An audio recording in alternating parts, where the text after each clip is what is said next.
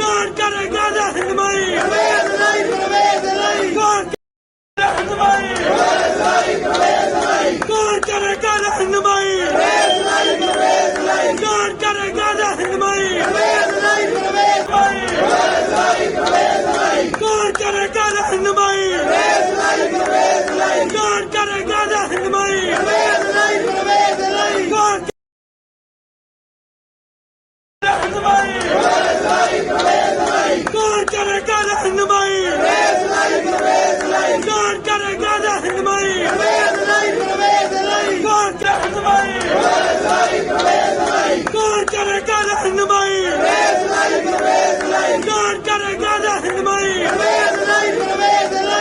तो मैं हम इन चोरों डाकों की तरह किसी की गुलामी कबूल नहीं करते।